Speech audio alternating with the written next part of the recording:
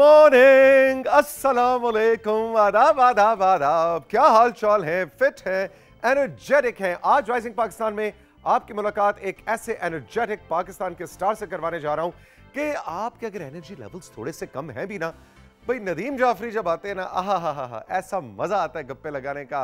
उनकी म्यूजिक का अंदाज, उनकी होस्टिंग का अंदाज और उनकी शख्सियत इतना मजेदार, उनका एक्सपीरियंस और बच्चों के साथ जो उनका काम है वो मुझे भी बहुत ज़्यादा पसंद है और मेरा भी, क्योंकि बच्चों के साथ बहुत से काम है। तो मैं और नदीम जब भी मिलते हैं तो इस हवाले से हमारी गपशप ज़रूर होती है।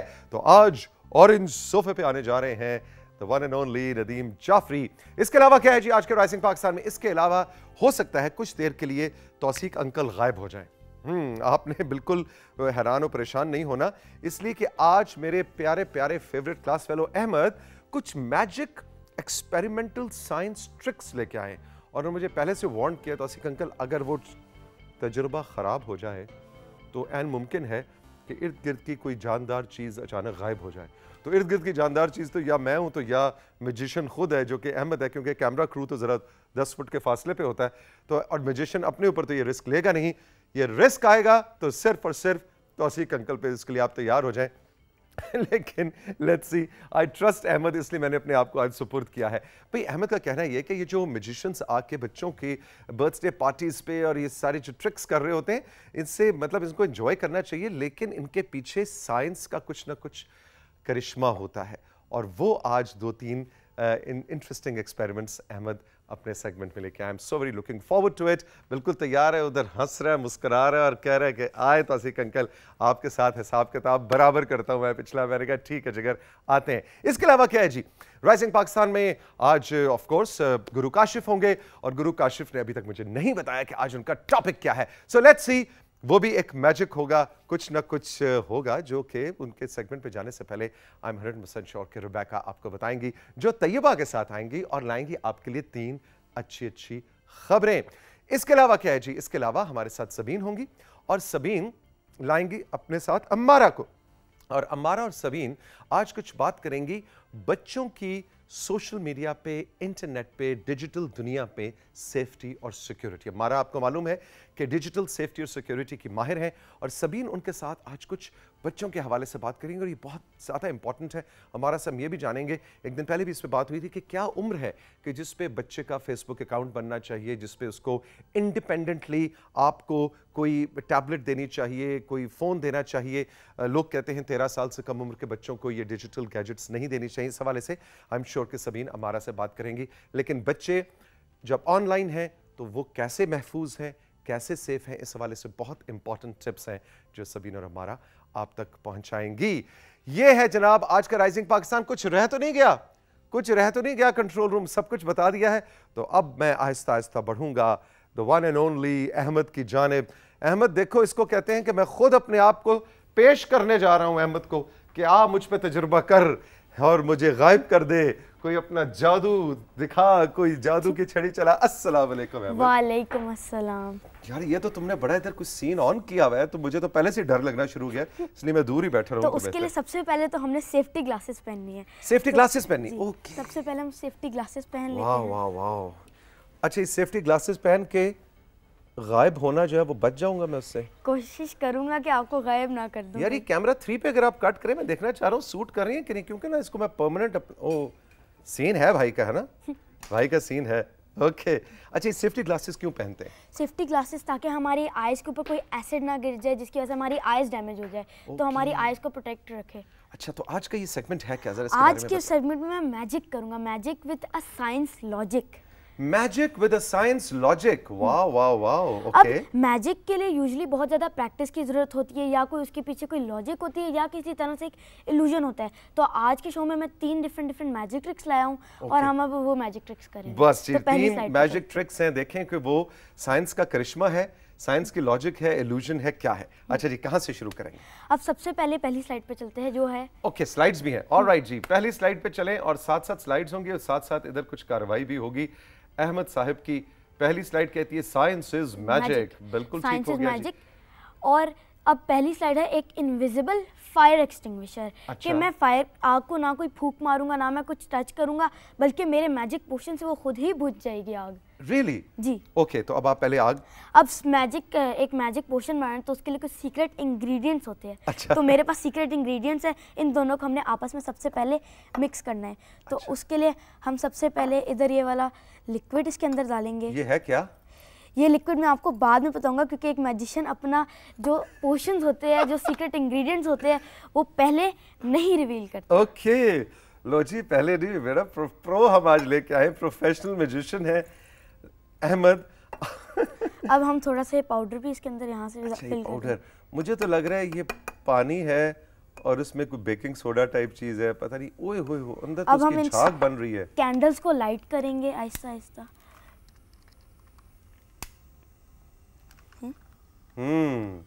ऐथे मैजिशियन रह गया। अच्छा नहीं, जल गई है भाई।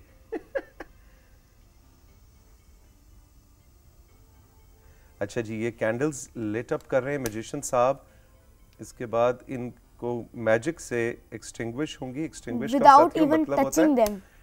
एक्सटिंग्विश का मतलब होता है बुझा देना। फायर एक्सटिंग्विशर, बच्चों आपको पता होगा फायर एक्सटिंग्विशर क्या होता है, कि जो दीवार पे वो जो रेड रंग का लगा हुआ होता है कि खुदा ना खास्ता किसी बिल्डिंग में आग लग जाए तो उसको एक्सटिंग्विश कर सकें। पाउडर डालेंगे with a little bit more powder and a little bit more of this liquid. मैं इसको टच किए बगैर खुद ही बुझा दूंगा। Wow, with some magic. ओए होए हो, ये तो मैजिक ना तुमने उस पे पोर किया ना कुछ किया। आई डोंट नो कैमरे ने कवर किया कि नहीं, कैच हो गया था जी कैमरे पे, क्लोजअप में हो गया था जी। ओके, नहीं यार ये दोबारा नहीं कुछ हो सकता। दोबारा करना है? दोबारा करो, मुझे लग रहा है कि वो लोगों को तो पता ही नहीं चला, एकदम से ही हो गया। कवर हो गया था। अच्छा वैसे चलो एक ही कैंडल पे करो। ये देखें जी, आग लगाई। अब if it has a little bit more gas in it, अब ये आग को खुद ही बुझा देगा। Very nice. अच्छा, तो इस तरह के मैजिशियंस ट्रिक्स कर रहे होते हैं, हम समझ रहे होते हैं कि जादू है।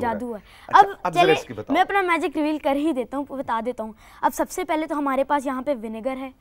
अच्छा, सिरका। और सिरका और विनेगर के सिवाय हमारे पास यहाँ पे बेकिंग पाउडर है। और जब हम दोनों को आपस में मिक्स करते हैं ना, तो हमारे पास 3 प्रोडक्ट्स आते हैं।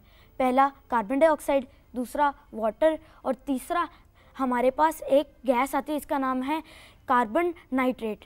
ओके। और अब क्या होगा, क्यों हमें तो पता है कि फायर एक्सटिंग्विशर्स के अंदर कार्बन डाइऑक्साइड होता है जिसकी वजह से आग बुझती है, और इसी केमिकल रिएक्शन में कार्बन डाइऑक्साइड प्रोड्यूस होती है जिसकी वजह से आग बुझ सकती है। इस ट्रिक से हम अपने फ्रेंड्स को इम्प्रेस कर सकते हैं, क्योंकि उनको नहीं पता कि इस गैस में हमारे पास कार्बन डाइऑक्साइड आती है जिससे आग बुझ जाती है।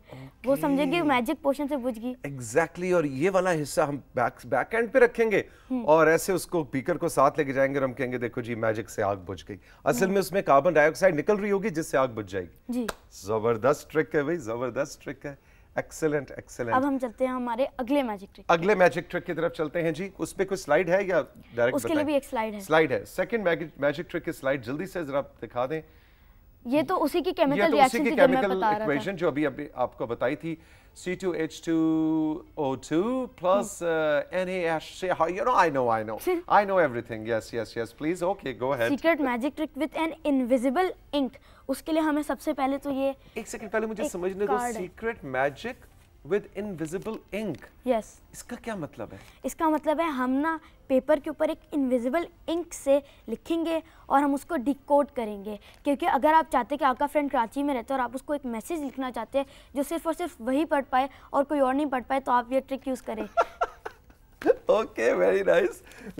तो पुराने वक्तों के खतूत का जिक्र आ गया है कि आपने कहीं कोई खास खत भेजा और आप चाहते हैं कि वो जिसको मिले बस वही पढ़ेगा और कोई ना पढ़े। उस जमाने में ये बड़ी जबरदस्त आ सकती थी ट्रिक। और देखो जी, मैजिशियन साहब ने अपना नया कार्रवाई शुरू कर दी। Very good. अच्छा जी, अब बताएं क्या है? हमें सिर्फ कुछ ही चीज़ों की ज़रूरत है। एक हमारे कुछ कॉटन बड्स यूज़ कर सकते हैं, और हम उसके सिवाय एक लेमन यूज़ कर सकते हैं। अच्छा अब जी। इसमें हमें क्योंकि हमें ज़रा टाइम लग जाएगा चीज़ों करने में, तो मैंने कुछ पहले से ही नोट्स तैयार करके रखे हुए हैं। उसके साथ मैं आपको परफॉर्म करके दिखाता हूँ अगर कैमरा कैप्चर करता है ये। हम सबसे पहले तो इधर इसके अंदर लेमन के अंदर डिप करेंगे, क्योंकि लेमन के अंदर सिट्रिक एसिड होता है, और यही सिट्रिक एसिड वो इनविजिबल इंक होती है जो हम यूज़ करते हैं राइट करने के लिए। हम लेमन के अंदर ये डिप करेंगे। उसके बाद हम पेपर पे कुछ भी लिख सकते हैं। हम पेपर के ऊपर कुछ भी लिखेंगे और वो हम फायर को यूज़ करके कोई भी हीट सोर्स या लाइट सोर्स जो भी होती है हम उससे डिकोड कर सकते हैं उसको। लो जी, मैंने कुछ लिख दिया है। गेस करें मैंने क्या लिखा है? ओके अब क्योंकि इसको ड्राई होने में जरा टाइम लग जाता है, ठीक मैं है। घर से भी कुछ बना के लाया था, जिस तरह ये एक फूके मैंने फूके मार के ड्राई कर सकते हैं? फूके मार के ट्राई कर लेता, तब तक मैं कैंडल लाइट कर लेता हूँ। उससे क्या होगा? हम कैंडल की, क्योंकि मैंने स्टार्टिंग में कहा था एक हीट सोर्स की ज़रूरत पड़ेगी, तो Okay. कैंडल की हम एक हीट सोर्स की तरह यूज़ कर सकते हैं। ठीक है। और इसी तरह जब हम इसके ऊपर इसको सेक देंगे, इसी लेटर को, इसी को हम इसके ऊपर हल्की बहुत आग ही ना लग सेक जावे देंगे, अहमद। आग नहीं लगती, सेक ही देंगे तो ये मैसेज थोड़े बहुत टाइम में 1 to 2 मिनट्स में खुद ही अच्छा, ये डिकोड हो हमने जाएगा। कराची वाले फ्रेंड को इस तरह लेमन से लिख के पैगाम भेजा, उसने खत मौसूल किया और उसने इस तरह से उसको डिकोड और किया। इसका एक ऐसा मजा है कि किसी और को पता ही नहीं इसको डिकोड कैसे करना है, तो वो कंफ्यूज हो जाएंगे। अब तो सबको पता लग गया, तुमने राइजिंग पाकिस्तान में बता दिया हमें। अब क्योंकि इसको जरा टाइम लग जाएगा, मैं आपको पहले Exactly, से जो वो मैंने आहिस्ता किए वो भी। आपको दिखाता हूँ। इधर सबसे पहले तो मैंने पीटीवी लिखा हुआ है इधर। ओह नाइस, एक सेकंड जरा क्लोजअप बनाने दो ना अहमद, ठहर जाओ। ये देखें जी, फिर जब डिकोड होता है आग के ऊपर तो ये देखें, अच्छा जी, इस तरह ये ये डिकोड डिकोड हो हो गया। जाता है। जो पीडीवी सेंट्रिक आगे क्या एसिड है? होते हैं ना, वो जो कार्बन के जो पार्टिकल्स होते हैं वो उनको डिस्ट्रॉय करते हैं और हमारा मैसेज हाय रिवील हो आ जाता गया है। जी। हाय है, हाय के बाद हमारे पास राइजिंग पाकिस्तान लिखा हुआ है। नाइस, तो डिकोड करके आप अपने मैसेजेस एक दूसरे को Friend- पढ़ा सकते friend को हैं। भेज ये तो सकते अभी जाहिर है अभी ये गीला है, इसको खुश्क होने में टाइम लगेगा। हमारे पास सिर्फ 2 मिनट रह गए, हमें तो जल्दी से थर्ड अब ट्रिक हम बता दो। ये भी अपना बड़े मजे की third ट्रिक trick थी जी। यूज करते हैं। हाँ, अगर जो आप हमारे व्हाट्सएप के पास ऊपर सिर्फ- मैसेज नहीं भेजना चाहते तो इस तरह से आप मैसेज भेज सकते हैं। हमें सिर्फ एक वाटर की जरूरत है, ठीक है। और कुछ इधर, क्योंकि वाटर, अब मैं आपको बताता हूँ इसमें हम क्या करेंगे। तो सर आप गेस करने की कोशिश करें इधर क्या लिखा हुआ है। और ये तो कोई रशियन जबान लिखी हुई है। नहीं तो आप भी देखें जी, ये क्या लिखा हुआ है। क्लोजअप कौन सा कैमरा बनाएगा? 4 मेरा ख्याल बना रहा है। लें जी 4, ये लें जी। ये तो कुछ मुझे समझ नहीं आया क्या लिखा हुआ है, ये तो उल्टी पुल्टी सी अंग्रेजी लिखी हुई है। अच्छा बताओ फिर अब नहीं। क्या करना है? अब इसको, ये भी एक सीक्रेट मैसेज है, इसको हम अभी डिकोड करके करेंगे। अच्छा, अब जैसे ही हम इसको वाटर के पीछे रखेंगे, ये खुद ही डिकोड होना शुरू हो जाएगा। अगर आप क्या वो पानी के वाटर के अंदर से इसको देखेंगे पानी तो ये अच्छा, खुद कैमरे ही ने जी decode हो पानी के जाएगा। अंदर से कुछ बनाना है, ये यहाँ रखें। क्योंकि जो वाटर है ना, वो एक मैग्नीफाइंग ग्लास की तरह एक्ट करता है, तो वो हर कोई भी फोटो या ऑब्जेक्ट या कोई सीक्रेट मैसेज या राइटिंग को ना डिकोड करना पढ़ा गया, शुरू कर देखिए देता लिखा हुआ है you are The the best. Best. Wow nice. इस तरह हमने अच्छा वैसे पढ़े तो वैसे देखें तो कुछ समझ नहीं आ रहा। लगता है कोई लेकिन जो- जिब्रिश लिखी हुई है, कोई लैंग्वेज समझ ही नहीं आ वेरी रही। Nice, you are the best. Best. एक और भी है इधर। एक्सीलेंट, ये तो मैंने भी गेस कर लिया है। ये तो लिखा हुआ है जी राइजिंग पाकिस्तान। वेरी इस तरह आप सीक्रेट मैसेज अपने फ्रेंड्स को भेज सकते हैं, आप कोई किसी को सरप्राइज करने के लिए भेज सकते हैं, क्योंकि जो वाटर है ना, वो एक मैग्नीफाइंग ग्लास की तरह एक्ट करता है, तो वो हर चीज़ को सेंटर की तरफ चैनल करता है। इससे हमारे जो लेटर्स होते हैं, डिफरेंट वर्ड्स होते हैं, वो ऑपोजिट होकर नजर आते हैं। इसी तरह हम ऑपोजिट लेटर्स लिखेंगे तो हमें सीधे होकर नजर आएंगे, जो राइट पे होगा वो लेफ्ट पे नजर आएगा, और इस तरह हमें ऑपोजिट होकर सीधे नजर आ जाते हैं। जबरदस्त। Ahmed, I have a message for you. You are the best. Thank you. बहुत मजा आया मुझे। एक्सीलेंट। ये तीनों देखें जी, मैजिक क्या है, हैजल लॉजिक क्या था? Magic, science, logic. Magic, science, it rhymes. Exactly, magic, science, logic. और बात भी सही है कि कई दफा हम वो जो म्यूजिशियंस बैठ के करतब कर रहे होते हैं, हम कहते हैं वाह, ऐसे बच्चों की तरह हम हैरान हो जाते हैं, और उसके पीछे इस तरह की साइंस की लॉजिक होती है। Interesting, thank you very much. जीते रहो, खुश रहो। I am so proud of you Ahmed. All the best.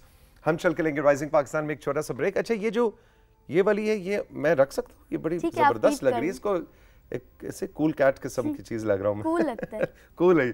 तो हम चल के लेंगे राइजिंग पाकिस्तान में एक छोटा सा ब्रेक। लेकिन मैं अहमद ने आज बहुत अच्छा मैसेज दिया कि जब भी आप कोई इस तरह के एक्सपेरिमेंट्स या अपनी केमिस्ट्री की लैब में 8वीं क्लास में, 5वीं क्लास में, 10वीं क्लास में, जब भी आप कोई भी इस तरह का एक्सपेरिमेंट कर रहे हैं, आपने सेफ्टी ग्लासेस जरूर पहनी है।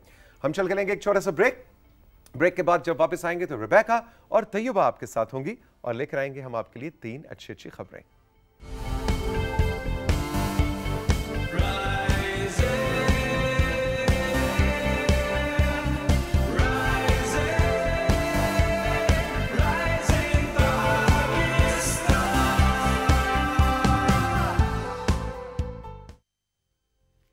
Welcome back to rising Pakistan. और हम आपको बताने जाते हैं इस सेगमेंट में जिसका नाम है गुड न्यूज़ के तमाम दिन की टेंशन जो है वो सुबह जागते ही नहीं लेनी।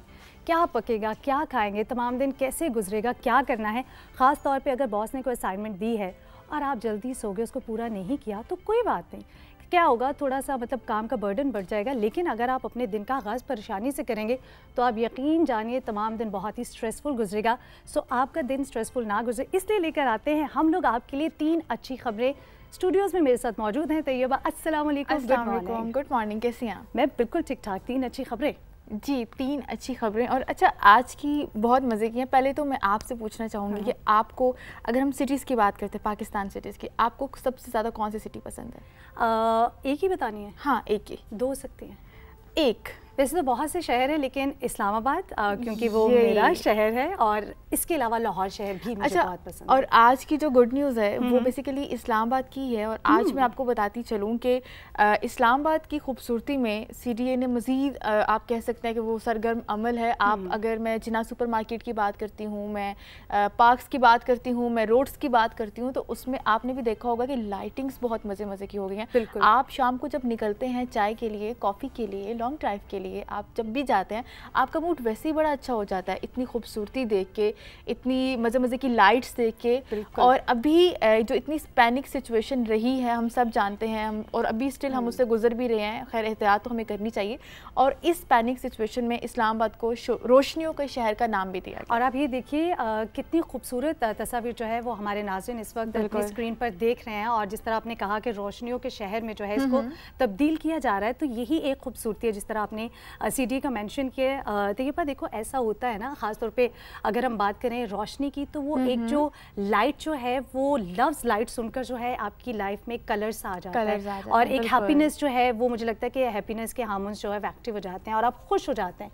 लेकिन हर शहर जो है वो खूबसूरत है। I think as a human being हम पर ये रिस्पॉन्सिबिलिटी है, हमारी जिम्मेदारी है कि हमने अपने शहर को साफ़ सुथरा रखना है। क्योंकि जब गवर्नमेंट जो है कोई इनिशिएटिव लेती है, उसको कंटिन्यू करना जो है वो हम सबकी जिम्मेदारी है। And we are looking forward कि ये जो इस्लामाबाद है, क्योंकि बहुत ही खूबसूरत शहर है, इसको मज़ीद खूबसूरत बनाया जा रहा है, तो हम जो है इसमें अपना हिस्सा ज़रूर डालेंगे। अच्छा, खूबसूरती की वजह से हर दिल अजीज़ भी है। और अगर हम अपनी बात करें कि अगर हम यहाँ रह रहे हैं, आप कहीं पे भी ट्रैवल के लिए जाते हैं और जब आप वापस आते हैं तो अजीब सी खुशी, एक सुकून महसूस होता है यहाँ आके। कोई क्राउड नहीं है, इतने अच्छे रोड्स। और अभी ये जो आप पार्क्स देख लें, आप रोड्स देख लें, जो CDA काम कर रहा है, दैट वाज अमेजिंग, बहुत ज़बरदस्त। बिल्कुल ऐसे ही। सो आज आपके पास सेकंड गुड न्यूज़ क्या है? सेकंड, अच्छा मुझे ये बताएं कि हम जब भी कभी ट्रैवल के लिए जाते हैं रवेका, आपकी कभी कोई चीज़ ऐसी हो जो गुम हो गई हो या आप भूल गई हो और आपको फिर मिली हो?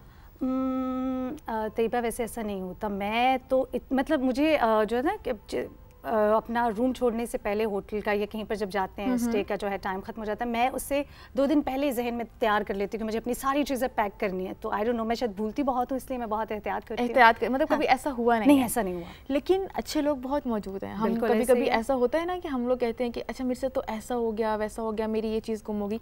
लेकिन जब वो चीज़ आपको मिल जाए जो आपके बहुत करीब हो और जो आपके लिए बहुत मैटर करती हो, तो आपकी खुशी का ठिकाना नहीं होता, नहीं होती है। आज की जो गुड न्यूज़ है मैं आपको बताती चलूँ कि आज स्कर्दू के एक होटल में कुछ लोग थे जो वहाँ पे रहे, और उसके बाद वो अपनी कैश जो है वहाँ भूल चुके थे। जो रूम अटेंडेंट है वो जब आया, उसने रूम क्लीन किया और उसने देखा कि वहाँ पे लगभग 11 लाख पड़ा हुआ था। और उसने एट अ टाइम जाके अपनी जो मैनेजमेंट है उनको दिया, और फिर जो वहाँ पे जो रूम में जो रह रहे थे जो लोग, उनको फौरी तौर पर कॉल की गई। जौहर नाम के वो थे, और उनको फिर जब वापस बुलाया गया तो उनको 20,000 जो है वो इनाम के तौर पे भी दिया गया। भी देख सकते हैं जौहर की, जिन्होंने जो है वो पैसे, इतनी बड़ी रकम जो है वो वापस की, सिर्फ इसलिए कि वो एक ईमानदार शख्स थे और उन्होंने अपनी ड्यूटी को जो है वो पूरा किया। यकीनन हम जो है जौहर आप पे बहुत प्राउड फील करते हैं और बहुत खुशी होती है तैयबा जब ऐसे लोगों का जिक्र सुना जाता है या ऐसे लोगों के बारे में जानने को मिलता है।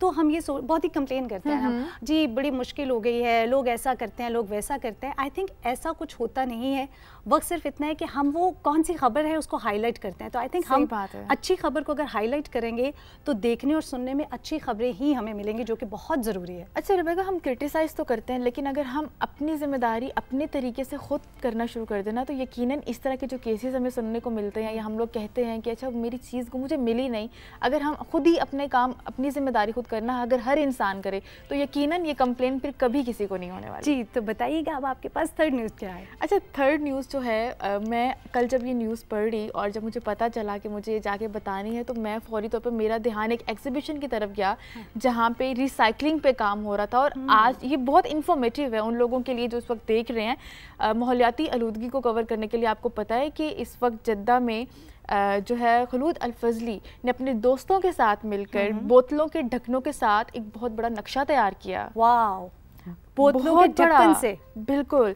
और जीनियस बुक में जो है उसका रिकॉर्ड भी जो है वो रखा गया और उसको मतलब आप यकीन करें कि वो रिसाइकलिंग का एक इतना ज़बरदस्त एलिमेंट है कि आपकी सोच है। और मैंने जब देखा तो मैं दंग रह गई। और आप देख सकते हैं बिल्कुल इस वक्त हमारी स्क्रीन पे हमारे नाज़रीन भी देख सकते हैं कि ये तमाम तर जो आपको नक्शा स्क्रीन पे इस वक्त नज़र आ रहा है ये बोतलों के ढक्कन से यानी वेस्ट मटेरियल से बनाया गया है। और आप यकीन जानिए क्या कितना मुझे लगता है क्रिएटिव है इंसान, बहुत ज़्यादा। और हम कितना सोचते हैं कि नहीं ये काम तो बड़ा मुश्किल है, ये वेस्ट है वैसे भी, क्योंकि प्लास्टिक का यूज़ जो है वैसे भी हमें अपनी ज़िंदगी में कम ही रखना चाहिए। लेकिन अब जिस तरह के इनिशिएटिव लोग लेते हैं तय्यबा, वो बड़ी खुशी देता है कि प्लास्टिक जो है, जिस तरह हम देखते हैं कि प्लास्टिक को जो है अगर आप एक मशीन है विंडो मशीन जिसमें आप डालते हैं तो उसके बदले में जो है आपको एक वाउचर मिलता है, आप रेस्टोरेंट में खा सकते हैं। और इसी तरह के इनिशिएटिव्स जो हैं वो लिए जाते हैं। तो मुझे लगता है कि बुनियादी तौर पर इंसान काफ़ी क्रिएटिव है, बहुत ज़्यादा। और अगर मैं अभी जो स्कूल्स की बात करूँ, मैं जिस एग्जीबिशन का जिक्र कर रही हूँ वहाँ पे भी ये रिसाइकलिंग का जो है वो काम किया गया और बच्चों को सिखाया गया बतौर।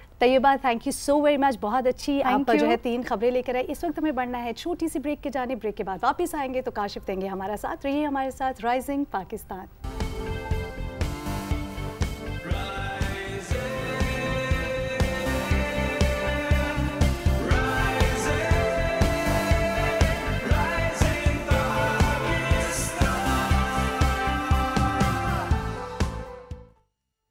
जी जनाब, welcome back to rising Pakistan. आपने अच्छी अच्छी खबरें सुनी हैं रेबेका के साथ और तय्यबा के साथ। अभी तौसीक भाई ने ओपनिंग में कहा कि ट्रेनर काशिफ ने मुझे एक्सरसाइज के बारे में नहीं बताया आज का क्या वर्कआउट है। असल में उनकी ये प्लानिंग थी ताकि मैं उनको बताऊं ना, देखिए ना गायब हो गए, नज़र ही नहीं आ रहे। आज हमारा लेग्स का वर्कआउट है। लेग्स के वर्कआउट में बहुत सारे हमारे दोस्त अहबाब जो हैं, जिनमें तौसीक भाई शामिल हैं, कहीं आ ही ना जाइए सुन के भाई मैं इधर ही हूँ, मैं अभी करूँगा तुम्हारे साथ लेग का वर्कआउट। तो हमारा आज का लेग का वर्कआउट है। लेग्स को हमने स्ट्रॉन्ग करना है, उसके हवाले से वर्कआउट है। और जल्दी से उठ जाइए, आगाज़ करते हैं वर्कआउट का। सबसे पहले हमने क्या करना है, हमें आज साथियों डंबल्स चाहिए होंगे, डंबल्स के साथ हमें बारबल भी चाहिए होगा। आप बॉडी वेट के साथ भी एक्सरसाइज कर सकते हैं। मैं हमेशा से कहता हूँ आपने अपनी सेहत और तबीयत के मुताबिक वेट को यूज़ करना है, अपनी पेस और स्पीड को यूज़ करना है। और जितनी फुर्ती आप मेरी देखते हैं लाजमी नहीं है, अपनी सेहत और तबीयत के मुताबिक आपने हर वर्जिश की हरकत को करना है। हमने क्या करना है कि हमने डंबल लेना है, कोई भी वेट, एनी वेट। इसको पकड़ा आपने साथियों बिहाइंड योर नेक, इसको ऐसे रखा, पकड़ा, होल्ड किया और कंफर्टेबली खड़े हो जाएंगे और मल्टीपल लंजेस करने हैं हमने। वेट को होल्ड करके आप प्लेट भी यूज़ कर सकते हैं। वापस आएंगे क्लॉकवाइज और anti clockwise, small small range use करेंगे, ठीक है साथियों। रोटेशन रखेंगे। अब आप देखिए कि जिस तरह घड़ी की सुइयाँ होती हैं ना साथियों, इस तरीके से मैं राइट टू लेफ़्ट जा रहा हूँ और लेफ़्ट टू राइट जा रहा हूँ। इसी तरीके से मिसाल के तौर पर जब हम यहाँ पहुँच गए थे, ठीक है, यहाँ पहुँचे और इसके बाद हमने क्या करना है, रिवर्स। हर एंगल से हमने अपने लंजेस करने हैं ताकि हमारी जो टांगों के पट्टे हैं सारे अच्छे तरीके से वार्म्ड अप हो जाएं। अभी मैं आपको प्रॉपर तरीके से फ्लो में करके बताऊंगा, अभी मैंने आराम से बताइए ताकि आप उसकी डेमोन्स्ट्रेशन को अच्छे तरीके से नोट कर सकें। अच्छा, मिसाल के तौर पे आप अगर प्लेट भी यूज़ कर सकते हैं या बॉडी वेट के साथ, प्लेट ऐसे हैंग कर सकते हैं बैक पे या बॉडी वेट के साथ। शुरू करते हैं क्विक, जल्दी से। आपके जो राइट लेग है वो मूव करेगा, लेफ्ट को आपने लॉक करके रखना है, ठीक है। रोटेशन 5 टाइम्स रोटेशन करेंगे।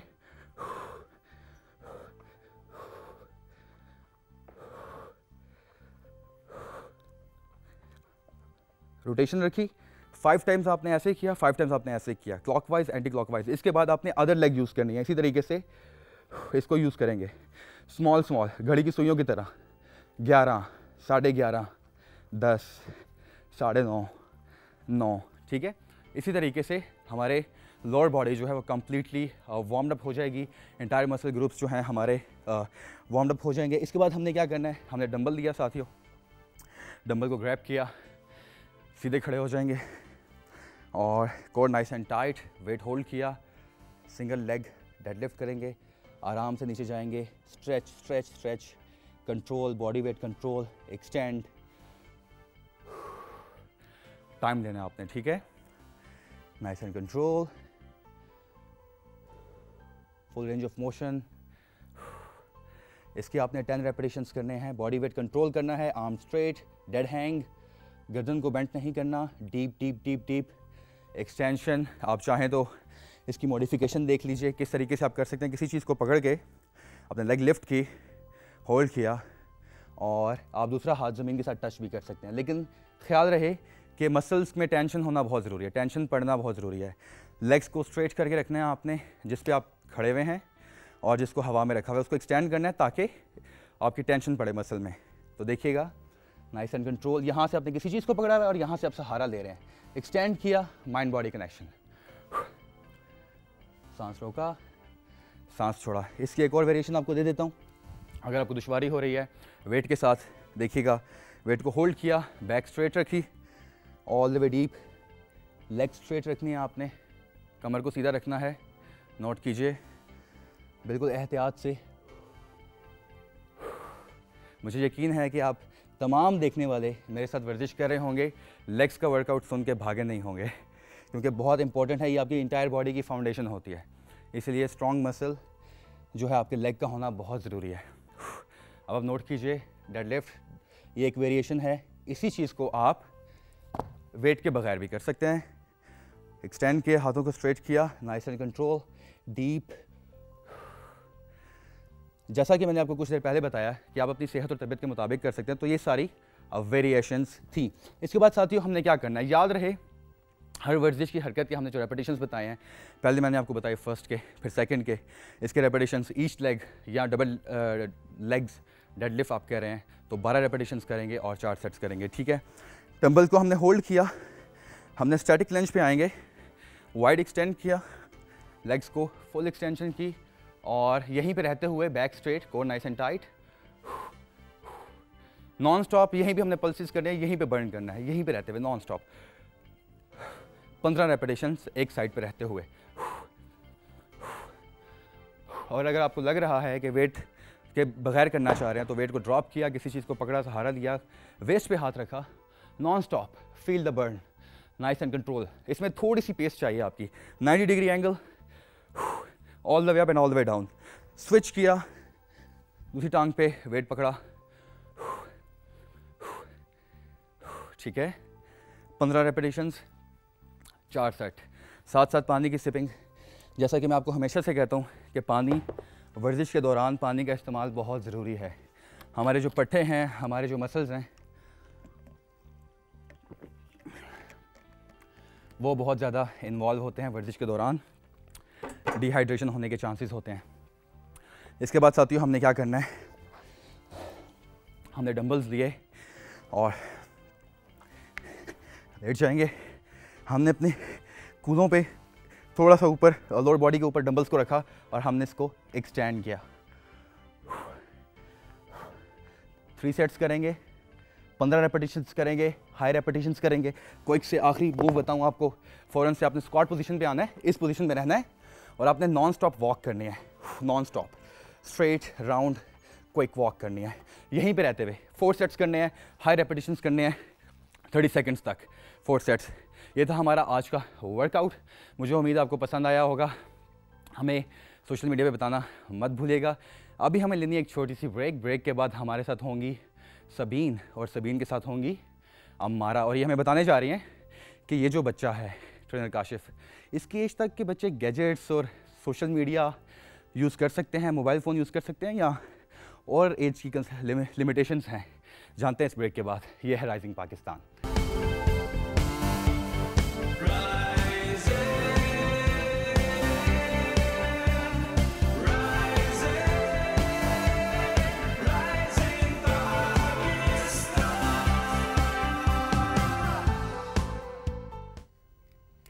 Welcome back to rising Pakistan में खुशामदीद।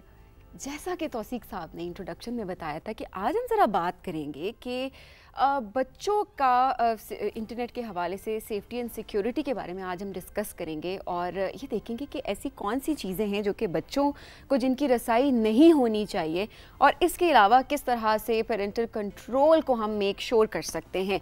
और ये सब डिस्कस करने के लिए हमारे साथ मौजूद हैं अमारा रूही। अमारा अस्सलाम वालेकुम। वालेकुम सलाम सबीन, क्या हाल है? मैं बिल्कुल ठीक हूँ। अमारा, आप कैसी हैं? मैं ठीक ठाक अल्हम्दुलिल्लाह। आज आप ज़रा बच्चों पे रिस्ट्रिक्शंस लगाने आई हैं। बिल्कुल। वो रिस्ट्रिक्शंस जो कि बहुत लाजिम है, जिससे उनकी ग्रोथ हो सकती है, जिसके उनके अंदर पॉजिटिव चेंज आ सकता है। एग्जैक्टली। अच्छा हमारा, हम सेफ्टी और सिक्योरिटी की जब बात करते हैं तो ऐसे दो पहलू हैं जो कि मेरी समझ में जो आए कि वो ये कि ऐसी चीज़ें जिससे बच्चों को हमने जिसका कंट्रोल नहीं देना, एक तो वो चीज़ है जिससे हमने बच्चों को बिल्कुल रोकना है, सही है। और दूसरी वो चीज़ जो कि आजकल का दौर ऐसा है कि आप टेक्नोलॉजी के बगैर नहीं रह सकते और बच्चों को आपको एक्सेस देनी पड़ती है। तो वो चीज़ अगर वो यूज़ कर रहे हैं तो उससे उनको कैसे बचाया जा सकता है। जिस तरह हम डिस्कस कर रहे थे हमारा कि फेसबुक है, जिस तरह बच्चे अगर फेसबुक यूज़ कर रहे हैं तो वो उनको एक्सेस उस चीज़ की ज़रूर है, लेकिन उसके ऊपर जो बुलिंग होती है या कैसा कंटेंट उन्होंने देखना है, तो ये दो पहलू हैं। मैं चाहूँगी इस पर ज़रा हम बात करें पहले। अच्छा, आपने बड़ी अच्छा एक पॉइंट रेज़ किया है कि दो पहलू हैं इसके, बिल्कुल। और बच्चों को जिस चीज़ से रोकना है, जो आप चाहते हैं बच्चों तक ना पहुंचे या बच्चे ना देखें, उसमें जो है वो पेरेंटल कंट्रोल आता है। उसकी डिफरेंट एप्लीकेशंस आती हैं, डिफरेंट सॉफ्टवेयर्स हैं उसके, जिससे बच्चों को रोका जा सकता है या कंटेंट फिल्टर किया जा सकता है। अच्छा, एक ये चीज़ होगी। दूसरा ये कि जो आपने बच्चों को एक्सेस देना है, जैसे आप सोशल साइट्स यूज़ करने बच्चों को दे रहे हैं, वो इंस्टाग्राम यूज़ कर रहे हैं, वो रोज़मर्रा की जितनी सोशल वेबसाइट्स हैं जो आजकल चल रही हैं वो यूज़ कर रहे हैं, तो उस पर किस तरह उनको रोका जाए, अवेयरनेस, उसमें एजुकेट करें आप बच्चों को अपने, आप उनके साथ बैठें और आप उनको बताएं कि ये जो चीज़ें हैं, जो भी कंटेंट उस पर आ रहा है, आया कि आपको कोई साइबर बुली कर रहा है या आपको कोई ऐसे किसी फ्रेंड ने आपको ऐड कर लिया और आपसे कोई पर्सनल इन्फॉर्मेशन मांग रहा है, तब आपने किस तरह रिएक्ट करना है। ये भी देखिए, ये भी सेफ्टी एंड सिक्योरिटी के अंदर एक चीज़ आती है कि अगर कोई आपसे आपकी पर्सनल इन्फॉर्मेशन मांग रहा है, घर का एड्रेस, क्योंकि बच्चे हैं, जब नया आप इंटरनेट ज्वाइन करते हैं, इस तरह की ऐप्स आप ज्वाइन करते हैं, तो इन चीज़ों का आपको नॉलेज नहीं होता कि किस तरह से आपने, अगर कोई ऐसा बंदा आपसे मांगता है, तो ये सेफ्टी और सिक्योरिटी की चीज़ें ये आप शेयर नहीं कर सकते किसी भी तरीके से। हमारा पेरेंटल कंट्रोल की जहाँ तक हम बात करते हैं, तो ये कैसे मुमकिन हो सकता है, कैसे मेक श्योर हो सकता है? क्योंकि आप अगर देखो तो गैजेट्स आजकल हर बच्चे के पास है, फ़ोन, टैब्स हर किसी के पास होते हैं। इसके अलावा क्या कोई ऐसी एप्लीकेशंस हैं जिस पे कोई सिक्योरिटी कोड्स होंगे जो कि पेरेंट्स लगा सकते हों, या कोई ऐप के अंदर ऑलरेडी होते हों कि बच्चे वो एंटर करके उसकी एक्सेस उनको हो सके, अदरवाइज़ नहीं हो सकती? बिल्कुल ऐसी एप्लीकेशंस हैं। और जैसे कि स्मार्ट टीवी एंड स्मार्टफोन्स का दौर है, तो स्मार्टफोन्स के अंदर बिल्ट इन एप्लीकेशंस भी हैं, आप ख़ुद भी पेरेंटल कंट्रोल की एप्लीकेशंस डाल सकते हैं। इसी तरह इसके साथ साथ एंटीवायरस की एप्लीकेशंस भी बहुत ज़रूरी हैं, क्योंकि कभी कभार ऐसा आपने देखा होगा कि हम जैसे कंप्यूटर अपना यूज़ कर रहे हैं और अगर इसमें कोई वायरस है तो ख़ुद से कोई पॉपअप आ जाएगा, ऐसा नामुनासिब किस्म का कोई तस्वीर एकदम आ जाएगी सामने जो कि देखने के काबिल नहीं है। तो इस तरह की चीज़ें जितनी आप कंट्रोल कर सकते हैं वो एंटीवायरस के थ्रू है। अब इसमें भी दो चीज़ें हैं, एक एंटीवायरस है, एक पेरेंटल कंट्रोल है। बच्चा क्या चीज़ खुद एक्सेस कर रहा है उससे आपने रोकना है, और जो चीज़ें जैसे वायरस है उसको कैसे कंट्रोल करना है वो एंटीवायरस के थ्रू जो है वो आप उसको स्टॉप कर सकते हैं। अच्छा, इसमें क्योंकि मैं इस पे पेरेंटल कंट्रोल पे इसलिए ज़्यादा हमारा भी फोकस करना चाह रही हूँ, बिकॉज़ अभी आजकल अगर हम देखें तो 8th क्लास 9th क्लास, मतलब इतने छोटे छोटे बच्चे होते हैं, इनके पास, मैं तो शायद ये बहुत बड़ी एज अभी बता रही हूँ, इससे भी छोटी एक एज है जिसमें बच्चों के पास मोबाइल होते हैं। अब 3 साल 4 साल के बच्चे को देखिए, उसे पता है कि यूट्यूब क्या है, उसके अंदर आपने किस तरह से उसने अपने फेवरेट कार्टून्स लगाने हैं।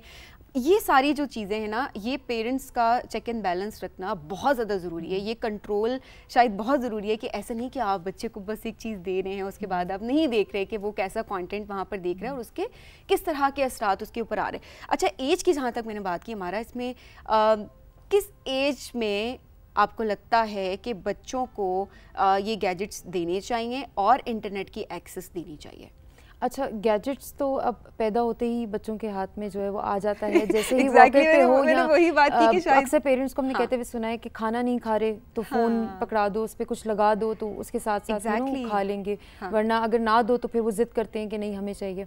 एक ये चीज़। दूसरा, इंटरनेट यूजेज कौन सी एज में, तो वो रिसर्च के मुताबिक 8 ईयर्स है, और गैजेट्स अगर आपने देने हैं दैट इज़ 13 ईयर्स। लेकिन आजकल अगर आप पहले भी दे रहे हैं, क्योंकि बच्चों की हम लोगों का जो दौर था उसमें इनोसेंस जो थी वो डिफरेंट किस्म की थी, और अब जो है वो डिफरेंट काइंड ऑफ बच्चों का वो है एक्सपोजर। बेसिकली बच्चों को बहुत छोटी एज से एक्सपोजर है चीज़ों का, जिसकी वजह से वो उनको उन पे चेक एंड बैलेंस रखना बहुत ज़्यादा ज़रूरी है, ताकि कुछ ऐसा कंटेंट वो ना देखें जो कि इस एज में उनको नहीं देखना चाहिए, जो कि नामुनासिब है। ऐड ऑन करती चलूँ सबीन, आजकल सबसे अच्छी बात यह है कि जो आप इंटरनेट यूज़ कर रहे हैं, आप डिफरेंट घरों में डिफरेंट इंटरनेट यूज़ कर रहे हैं, उसमें जो इंटरनेट सर्विस प्रोवाइडर्स हैं वही आपको जो है वो पेरेंटल कंट्रोल का जो है वो एक ऑप्शन देते हैं। अच्छा, जिसको आपको खुद इनेबल करवाना पड़ता है कि आपके घर में अगर इस तरह के किड्स या इस तरह का कुछ है तो आप उसको इनेबल करवा दो। उसमें ये होता है कि आपने जो जो कंटेंट फिल्टर करना होता है, या जो जो वेबसाइट्स या जो जो चीज़ें आपने बच्चों से छुपानी होती हैं कि जो बच्चा ना देखे, तो उसमें वो आराम से फ़िल्टर हो जाता है। और उसका सबसे मज़े की बात कि उसमें अगर आप जैसे आपने कोई चीज़ ब्लॉक की हुई है और आपका बच्चा वही एक्सेस करने की कोशिश कर रहा है, तो उसके लॉग्स भी निकल आते हैं। तो जब आप उसको मॉनिटर कर रहे होते हो तो आपको पता चल जाता है अच्छा ये जो है वेबसाइट, ये उसने लॉग इन करने की कोशिश की है। तो ये एक अच्छी चीज़ है जिसको पेरेंट्स को बाद में मॉनिटर करना है। और सबसे एक और चीज़ जो इम्पॉर्टेंट है वो ये है कि आप कोशिश करें कि जो आपका कंप्यूटर है या जो भी गैजेट है वो आपका बच्चा आपके सामने बैठ के यूज़ कर रहा है। और अगर नहीं कर रहा तो उसको इतनी अवेयरनेस हो चीज़ों के बारे में कि अगर ऐसा मेरे साथ कोई भी चीज़ ऐसी पेश आ जाती है तो मुझे उसके बाद क्या करना है। अच्छा, हमारा ये बहुत इंपॉर्टेंट पॉइंट आपने यहाँ पर रेज़ किया है। मुझे लिटरली मुझे लगता है कि बहुत सारे लोगों को ये अवेयरनेस नहीं है कि किस तरह से वो जो उनके अपने घर की इंटरनेट डिवाइस है उसका कंट्रोल उनके पास आ सकता है, कि अगर वो घर में अपनी एक डिवाइस लगवा रहे हैं इंटरनेट, तो वो सर्विस प्रोवाइडर्स से जाकर उस पर सिक्योरिटी सेट कर सकते हैं कि ये चीज़ बच्चों को इतना एक्सेस होगा और इतना एक्सेस नहीं होगा। तो ये मेरे ख्याल में ये हर घर में बहुत ज़्यादा ज़रूरी है। बहुत ज़रूरी है, बिल्कुल। अच्छा, हमारा इसके अलावा जो अगर मैं बात करूँ कुछ सोशल मीडिया इन्फ्लुएंस की, ठीक है, अभी तो हमने थोड़ी बात की कि कंटेंट की कि कोई नामुनासिब कंटेंट है वो बच्चे ना देखें किसी तरीके से, जो कि उनकी एज के लिहाज से नहीं है, जो कि गैर अखलाकी हो सकता है। इसमें मैं सोशल मीडिया इन्फ्लुएंस को इस तरह से लिंक कर रही हूँ कि कार्टून्स की आपने बात की ना, कि बच्चे जिस तरीके से अगर नहीं वो खाना नहीं खा रहे होते तो सबसे इजी हल ये होता है कि बच्चों को कार्टून्स लगा दिए उनके फेवरेट, और बहुत छोटी एज से 2 ईयर्स 1 ईयर 3 ईयर्स इस तरह की एज से हम बच्चों को देना शुरू कर देते हैं।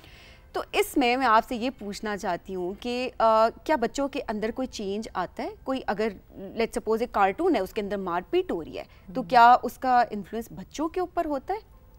ये बहुत अच्छा पॉइंट है। इसमें बेसिकली बच्चों के ऊपर बिल्कुल इन्फ्लुएंस होता है। सोशल मीडिया पे जो कुछ दिखाया जाता है उसका बहुत बड़ा इन्फ्लुएंस होता है। और आजकल जैसे आपने कहा 2-3 साल के बच्चे भी कार्टून देख रहे हैं, तो उसमें उन पे ये इफेक्ट होता है मोस्टली कि वो एक फैंटेसाइज वर्ल्ड में चले जाते हैं। वो अब कार्टून जो है वो रियलिटी नहीं है, ठीक है। अगर उसमें कोई ड्रैगन है वो रियल लाइफ में नहीं है, या उसमें जो चीज़ें दिखाई जा रही हैं वो रियलिटी नहीं है। अच्छा। तो वो अपने पेरेंट्स से भी वही चीज़ें एक्सपेक्ट करने लग जाते हैं कि शायद जो हमने कार्टून में देखा है वो रियल है, और वो फिर उस चीज़ को अपनी रियल लाइफ में इम्प्लीमेंट करने की कोशिश करते हैं। तो ये बहुत बड़ा इन्फ्लुएंस है। फिर आजकल आपने वीडियो गेम्स में भी देखा होगा कि फायरिंग वाली गेम्स हैं, या इस तरह की बहुत सारी जो वीडियो गेम्स हैं उसमें जो है वो दिखाते हैं कि एक दूसरे को मारपीट हो रही है, उसको कत्ल कर दिया, उसको ऐसे कर दिया। तो ये सारी चीज़ें भी इन्फ्लुएंस करती हैं। बच्चों में एग्रेशन आ रहा है, बच्चे ये चीज़ जो है वो एकदम से हमारे नॉर्मल घर में जो हम चीज़ें कर रहे होते हैं वो चीज़ पिक कर रहे होते हैं। तो वीडियो गेम्स तो फिर एक विजुअल वो चीज़ है जिसमें वो एग्जैक्टली। तो इसमें एक चीज़ ये है कि बच्चे जो हैं कुछ ऐसी चीज़ें देखते हैं जो कि रियलिटी से बहुत दूर होती है। जिस तरह अब अभी आजकल लगे देखे होंगे कि वो कार्टून्स में एक चीज़ देख रहा है कि भाई उड़ने वाली गाड़ी और उसके बाद वो घर आके वो जिद करेगा, अच्छा वो कार्टून में एक चीज़ थी और उड़ने वाली गाड़ी वहाँ पर थी तो मुझे वो चाहिए। तो वो एक फैंटेसी में रहना शुरू कर देते, वो रियलिटी से बहुत दूर होते जाते, जो कि वैसे ही उनके माइंड पे बहुत बुरा असर होता है। दूसरा, हमारा यहाँ पर अगर वो जिद अपने पेरेंट्स से करते हैं ये सब देखकर, तो डेफिनेटली जो पेरेंट्स का और बच्चे का एक रिलेशनशिप है वो भी किसी तरह से ख़राब हो सकता है किसी तरीके से। तो आई थिंक यहाँ पर भी पेरेंट्स को चाहिए कि वो बच्चों को अवेयर करें। अगर कोई चीज़ दिखा रहे हैं ऐसी, अगर कुछ ऐसी आपको चीज़ नज़र आ रही है जो कि एग्जिस्ट ही नहीं करती, तो डेफिनेटली उसमें उनको इस पे बच्चों को गाइड करना चाहिए कि भाई बेटा ये रियलिटी नहीं है, ये चीज़ें एग्जिस्ट नहीं करती और आपको इसी दुनिया में रहना है, ठीक है। और दूसरी चीज़ जो आपने मेंशन की जो कि मुझे लगता है कि बहुत ज़रूरी है कि अभी हमारा कंटेंट भी जितना बन रहा होता है, बच्चे देख रहे होते हैं, ज़्यादातर कंटेंट में आप देख रहे थे कि बहुत ज़्यादा वायलेंस शो हो रहा होता है कि मारपीट हो रही है, गोलियां लग रही हैं, मतलब इस तरह की बहुत सारी चीज़ें जो कि आपको नज़र आ रही होती हैं जो कि नहीं होनी चाहिए। जब बच्चे वो देखते हैं तो वो उसको नॉर्मलाइज करना शुरू कर देते हैं। एक्चुअली वो चीज़ें नॉर्मल नहीं होनी चाहिए, स्पेशली छोटी एज के बच्चों को भी। ऐसा ही है, बिल्कुल सही कह रही हैं समीन। और इसमें मैं एक चीज़ ऐड करना चाहूँगी कि जैसे हम लोग बच्चों को अब कार्टून्स बड़ी नॉर्मल सी चीज़ें, बच्चा अगर देखना चाह रहा है तो कार्टून्स तो हम उसको देखने देते हैं, लेकिन आजकल कार्टून्स में भी एक कुछ इस तरह का कंटेंट है गैर इखलाकी किस्म का जिसको आप नहीं चाहेंगे कि वो आपका बच्चा देखे। तो उसके लिए सबसे बेस्ट प्रैक्टिस ये होगी कि आपका बच्चा जो चीज़ देख रहा है या जो चीज़ सुन रहा है उसको आप भी खड़े होकर देखें कि वो क्या चीज़ कर रहा है। इससे एक चीज़ बताती चलूँ कि अपने आप को चीज़ों के बारे में एजुकेट करना बड़ा ज़रूरी है। आजकल के बच्चे जो एप्लीकेशंस यूज़ कर रहे हैं या जो कंटेंट देख रहे हैं वो आपको ख़ुद को पहले समझना बड़ा ज़रूरी है। हाँ, ये पॉइंट बहुत ज़रूरी है कि आजकल अगर आप पेरेंट्स, ज़्यादातर पेरेंट्स जो हैं वो देखा जाए तो उनको अगर वो ऐप का एक्सेस बच्चे को दे रहे हैं तो शायद उस ऐप को बहुत अच्छे तरीके से वो ख़ुद भी नहीं समझते। इंटरेस्ट नहीं होता कुछ लोगों का कि वो ज़्यादा इंटरनेट को यूज़ करें या इन ऐप्स पे जाकर देखें। तो ये बात बहुत इंपॉर्टेंट आपने यहाँ पे रेज़ किया है कि अगर आप बच्चों को एक्सेस दे रहे हैं एक चीज़ की तो पहले आप उसको खुद समझें, उसके फीचर्स समझें, उसके ऊपर कैसा कंटेंट आ रहा है, उसको किस तरह से कंट्रोल किया जा सकता है, क्या बच्चों को किस चीज़ के बारे में अवेयर करना ज़रूरी है। जैसे फेसबुक की आपने बात की तो फेसबुक के ऊपर बहुत सारे लोग हैं जो कि बुली करते हैं, अगर आप देखें तो काफ़ी ज़्यादा ट्रोल किया जाता है लोगों को, अच्छी चीज़ें भी वहाँ पर मौजूद होती हैं। तो हमने बच्चों को इस चीज़ के बारे में भी अवेयर करना है हमारा कि अगर कोई आपको ऐसी बात कर रहा है तो आपने उसको पॉजिटिवली किस तरीके से टैकल करना है। आपने वो एक कमेंट्स की जो एक फ़ाइट होती है उसमें आपको नहीं पढ़ना, ठीक है, मतलब इट्स जस्ट एन एग्जांपल। तो बेसिकली ये है कि पेरेंट्स को भी उसके ऊपर अच्छा हमारा, वैसे मैं भी सोच रही थी कि मुझे ना अपना दौर, हम लोगों को इतने पढ़े नहीं है हम, लेकिन फिर भी अपना दौर एक तरह से याद आता है कि जब हम छोटे होते थे ना पीटीवी जब लगता था तो हमारे पास एक तो ज़्यादातर हमारे पास वैरायटी नहीं होती थी चैनल्स की, पीटीवी, तो हमें पता होता था अच्छा हमने ये कार्टून देखना है। और पीटीवी बहुत मतलब देखभाल के बच्चों के लिए बहुत ज़्यादा अवेयरनेस के लिए कार्टून्स वगैरह चलाते थे और कुछ ऐसे बच्चों के प्रोग्राम्स होते थे